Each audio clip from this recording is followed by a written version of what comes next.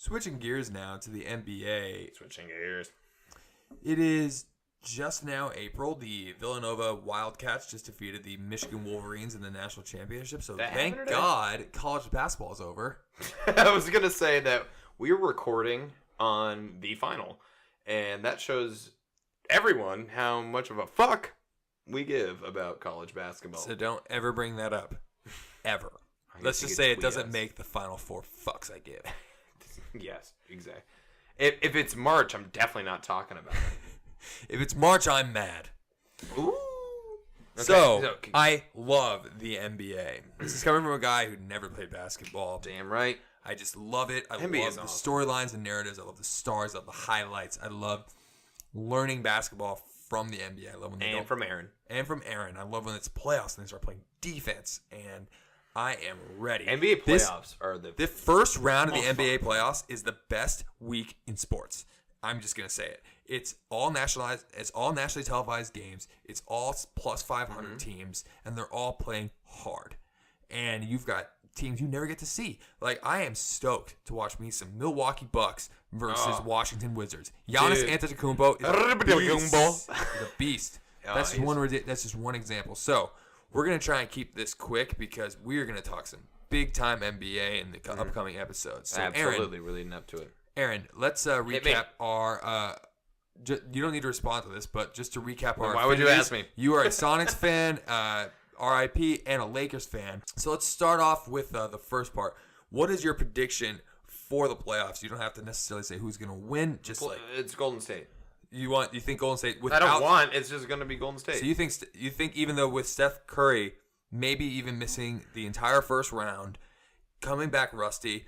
Off of two contiguous ankle injuries. Yes. Okay. So Stephen Curry has always had ankle injuries since he was born. He came out with a cast on his ankle, but that's why he's so good with his hands, right? He's so good at shooting because he can't run anywhere. I mean, Steph Curry's Steph Curry. I'm not worried about him, and no one should be. He's 30, even though he looks 23. So everyone's freaking out. And like, I'm not worried about him not being good enough in the playoffs. Also, Klay Thompson also has that face of just like you're not good at basketball just looking at your face. He had a broken thumb. So, dude has the fastest release in NBA history. Just saying. They look vulnerable. So, okay, they look vulnerable. The Vegas odds have them tied with they've also been Rockets. In the finals how many times in the last 5 years? The exact same amount of times as LeBron James. Actually, half the amount of times. Okay. So, Steph Curry has in less time had nearly as many rings as LeBron James. Is that you saying that LeBron James and the Cavaliers are coming back to the finals? I am saying that. Okay. They're making it out of the East. So on the West Coast, I think that I just think it's Golden State because that's just what the nature of the West Coast has been for a number of years. And I think Houston obviously has a great chance at it. I think that's our Western Conference Finals.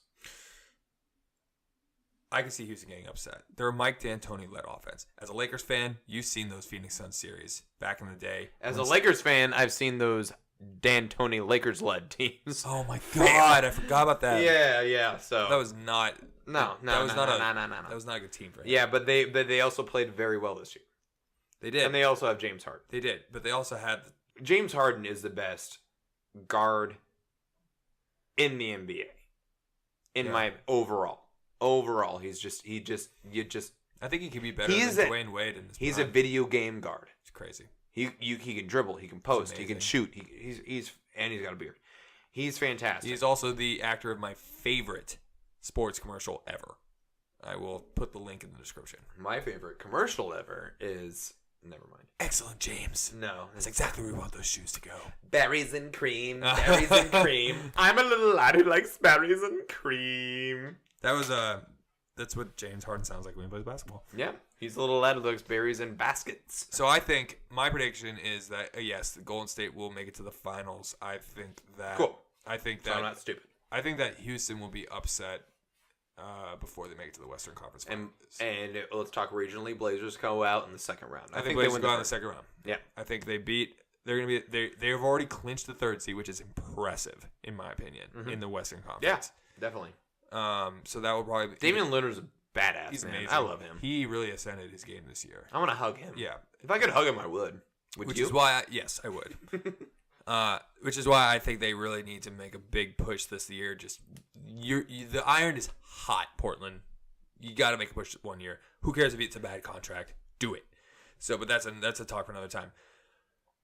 I could see what I really, really want to have happen is I want Oklahoma City to fall to the 8th seed, and I want to watch Russell Westbrook just go insane against Golden State. I want to see Oklahoma fall off the face of the planet. You gotta like Russell Westbrook. Yeah, I know. We drafted him. Yeah, we did. So I like him. I want that to happen. But I want to see that organization fall off the face of the planet. You know who I think is gonna Oh, crud. Oh, gosh darn. I'm trying not to golly swear. gee willikers. So what I actually do want to have happen is I want New Orleans to fall to the 8th seed, and I want New Orleans to knock off Houston. I can see that happening. Anthony Davis is fucking amazing. Yeah, I remember him in my grandpa's basement. Anthony That Davis? sounds really weird. But my grandpa had like a bi-level house, so like the basement was just mine. I had a TV, and I go like watch sports or watch Disney Channel or whatever the hell I did when I was 12. But I was watching the Lakers and the Sonics and watching the NBA playoffs and watching the McDonald's All-American games. And I remember watching Anthony Davis in the McDonald's All-American games. And I'm like, that kid is ugly and he's super good. Yeah. And sure enough, he's still ugly, still super good. So that longevity shows that, yeah, no, he could beat the Houston. Yeah, so if I'm the Blazers, I really want to avoid them. I want to play, if I am Portland, I want to avoid San Antonio because I just can't stand them. You can't stand them, really? Like, just I respect them Of so course much. I respect them, but I just feel like they'll beat me. I can't No matter stand what. them. No matter what, I think they'll beat my team. I think I want to play Minnesota. They're a young team if I'm Portland. Yeah, no. To get through the first round. Minnesota's the first round. I want them to make the playoffs just because I feel bad for them. So anyway, that's what You I don't think. feel bad for the Lakers? So let's talk about the Lakers. It was a new team, young guys. Dude, looking good. Yeah, what do you think? Really good. Talk about it. Talk about Julius Randle. So I'll start off with the departure of D'Angelo Russell, and that was kind of like, holy shit, that's supposed to be your guy. That's the guy that Kobe played with for a year and was teaching him, and he's now gone. I'm okay with it. Thing from him out of Brooklyn. Exactly.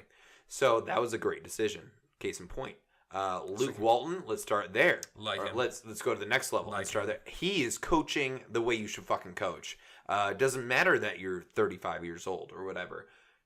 Oh, him. Luke Walton. Him. Yeah, he's a champion, Yeah. both as a player and as a coach with Golden State. And then he gets this opportunity. Great fit. Better than Brian Shaw. Better than, obviously, D'Antoni. He knows how to coach young players because he's basically a player. He's a few years removed. And then playing for a guy like Steve Kerr, who's... I can picture Steve Kerr still shooting threes. And that is the kind of coach he is. And he literally hands off the boards to his players when they're up. You know, and just like, you guys do it. That's a great teacher to learn from. That's how you lead. Lead by example, and then make your players lead by example right off the bat. And that is what Luke Walton's doing. He holds them accountable. He whispers in the ear all the time to Julius Randle, "You're the best one-on-one defender in this league." Whether he's right or wrong, that's the right thing to say to Julius Randle. Because you know how Julius Randle plays? Have you watched that man play? I'd be terrified. I haven't watched him play that much. How is he on the perimeter? Does he guard the wing players? He's got a 15. Yeah, he's. No, I meant defensively. Oh, defensively, He'll guard. He normally doesn't guard have guards. to. He can on a switch. He normally doesn't have to because he's a power forward kind of player and plays a five. It is going that way. And when we have, by we, I mean the Lakers have Brook Lopez jumping out and shooting threes. That's crazy. Your whole dynamic changes on who you're matching up with. Mm-hmm. And with his agility, he can match up with anyone but a point guard pretty much. And he's so square and agile and strong. He's not even like strong like I can bench press a lot. He's strong and like I am just a tense ball of energy. Like it's hard to stop me. Hart, also a guard for the Lakers, is on the bench for sure, but he's that kind of physical being as well. Just like super dense and fast and agile and strong in the same way. The Lakers only have a few rookies, actually. Most of them are sophomores from other teams. Yeah. We actually got rid of what's his face. Doesn't matter. Headband, older guy, loved him. Super fast for being old. I'm brain farting. Brewer. Brewer, yeah, Ronnie. He's Ronnie. Oklahoma City. Yeah, no, but I loved him too. But he was a good fit for the team. I think the Lakers just are literally if this switch that happened around the All-Star break happened a month prior, they're in playoff contention for sure. The only problem with that is they're not going to be in the playoffs. What does that mean to your roster in the offseason? Does it get broken up? Because I think we keep the same roster, start in October, November. That's a team that will start winning actual games. Yeah. Brandon Ingram's a freak, man. He is turning into a more street baller Kevin Durant. I knew you were gonna say that. Yeah. All right, so you guys, I know that Magic Johnson wants free agents. What do you? If I were a fan of this team, I would want to stay the course. I would get good role players. I agree with you. I think a great target is not this year, but next year, Klay Thompson. I think he would be a really Depending on how the Klay legacy, Thompson is in another year. Not the best player on the team. You make him the 3-and-D guy. I hear you. That guy is the best perimeter defender in the league. I guess I'm too. And I guess it doesn't matter. Whatever. Like I do not want Paul sport. George. If I'm the Lakers, no. I want Paul George like I want Ronnie Brewer. In a couple of years and shore up some young guys. And here's how you play fundamental defense and pop out for a good 3 when you have the skill set to do it. The Lakers are on such a good momentum right now for their organization as a whole, roster to coach to the front office, which a couple of years ago, all in shambles. Yeah. So I'm really happy where they're at right now. And it's probably really inconvenient for what Magic Johnson wants to do because of how well it's been, how well they've constructed a team that plays with each other. Lonzo Ball going from, long-haired and can't shoot anything for his life 6 months ago is now a baller. Oh, God damn it. I basically just branded or rebranded or helped brand Big Baller. But his dad. Yeah, I know. Okay. You didn't give me a look. So I was like, did I miss something? I don't like Lonzo Ball. I hate Lonzo Ball. No, you hate LeVar Ball. LeVar Ball. I like Lonzo Ball. He's a good baller, man. He's a great point guard. And yeah, he's got a weird whatever he does with his elbow when he shoots. But he's been knocking him down, and I appreciate that. Yeah. I appreciate when a basketball player makes shots. I do. And you know what? That's what I pay for. And the teammates like him. So that says. And no matter how I feel about a player on a team, if I support the team and the entire team likes one guy, then maybe I should like that one guy. So I wouldn't take him out for tofu. Would you take him out for bubble tea? LeBron James. Right now. Would you rather have right now? Yeah, for right 2 now? years of LeBron. Because if we had LeBron James right now on the April 3rd, somehow the Lakers would make the playoffs. So yes. The NBA would just demand that just gravity of wins would pull towards the Lakers, and the losses would be. All right, let me get you a would you rather, and it's real quick. You can give me a 2-sentence explanation. Would you rather have the rest of Lonzo Ball's rookie contract or 2 years of LeBron right now, starting next year? Actually, sorry. I would take 2 years of LeBron. No, I would. Because I think you could fill in or find on the market or in the draft. I think you win 2 championships with that. And he can control the ball. Yeah, he can inbound the ball. Yeah, that's why you can't. That's why I don't like the idea of in the real world them getting him because how does he play with Lonzo? I don't see how that works. LeBron needs shooters. LeBron needs shooters so he can slash and then kick it out. I mean, I think it's more difficult. Well, it's difficult for the development of young players to play with LeBron at this stage in LeBron's career, which is eye control. Wrong for the sake of Jordan Clarkson and Larry Nance. Yeah, they're fucked, and they've been playing well. Nance is a fucking asshole, by the way. It was a Twitter thing, but a child and Larry Nance completely ignoring him, and there's no one around. He's not being swarmed. He's Larry fucking Nance Jr. He's not getting swarmed by people. Kid comes up with his jersey or whatever. Comes up, can I get an autograph? Ignores him like he's homeless. Like in TNC or at the game? No, just like walking from practice. Like available.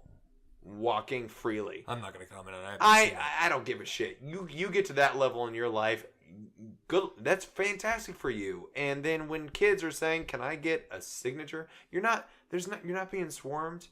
I think that just tells me the character of the human being, and I'm glad he's not on the team. And I'm sure plenty of Lakers are assholes. Plenty of Cavaliers and plenty of every one sport are snippet. assholes.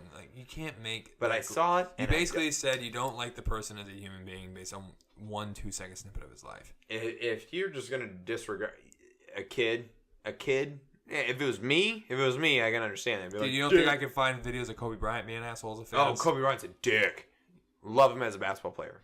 Anyway, I don't care about him as a person. So, as long as he can play defense and dunk the ball. Mm-hmm. I agree. And rebound. That's all I want Larry Nance to do. And all I want Jordan Clarkson to do is get 15 points off the bench. That's all I want. I agree. So, can we exhale for a moment? Let's Because stop there. I want to get a new universe. We've been in the sports universe for about an hour.